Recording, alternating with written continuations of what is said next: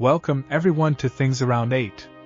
In this video we will talk about why Ukraine is signing so many bilateral security agreements across Europe. And if you're not yet subscribed to the channel, subscribe now and hit the notification bell so you don't miss any news. Between May 26th and 28th, the President of Ukraine, Volodymyr Zelensky, visited Spain, Belgium and Portugal, signing long-term bilateral security pacts with each of them, as has already been done previously with the United Kingdom, Germany, France, Italy, Denmark, the Netherlands, Finland, Canada and Latvia. But what exactly are these bilateral security pacts? And why is Zelensky signing so many and with so many European countries? As the name suggests, these are agreements that aim to increase security, firstly in Ukraine at the current time of the Russian invasion, but which in a second moment, in a post-invasion phase, will also allow these European countries to reap some fruits, such as, for example, the valuable experience accumulated by Ukraine in a high-intensity war against Russia. According to the countries that have already signed, these agreements also serve as important political and diplomatic support, linking Ukrainian defense to a much broader continental defense strategy. At a political level, through these agreements, Ukraine also obtains support for its intention to join the European community and also NATO, the alliance that, ultimately, is the only one capable of guaranteeing that Russia will not attack again in the future.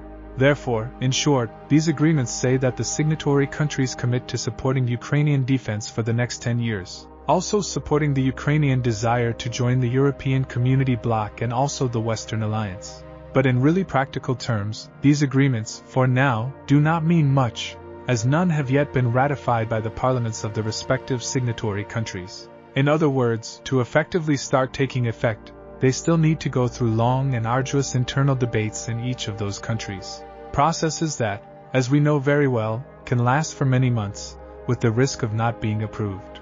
And although the agreements are long-term, expected to remain active for the next 10 years, the main signatories, such as the United Kingdom, France and Germany, have effectively committed, for now, only to making contributions for 2024, with contributions from long-term depending on such ratifications by their respective parliaments. An example is Spain, which now, at the end of May, signed a bilateral pact with Ukraine, offering to send €6 billion in military aid.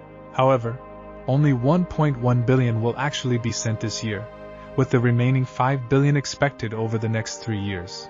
But even so, dependent on the ratification of a very divided Spanish parliament.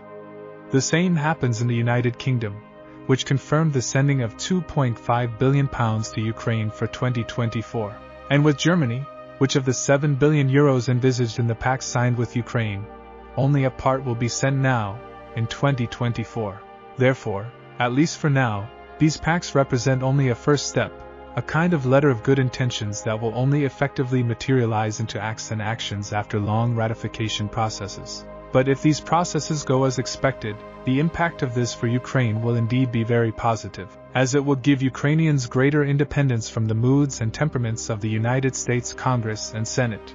As you know, the $60.8 billion aid from the United States, which should have been approved in October 2023, was only approved by the Republican majority Congress at the end of April. With this 6-month delay, it was decisive for Putin to be able to advance in some frontline sectors, such as the poultry sector. In fact, the Russian offensive against the north of Kharkiv, which began on May 10th, was only possible precisely thanks to this 6-month delay in the arrival of more weapons and ammunition for Ukraine.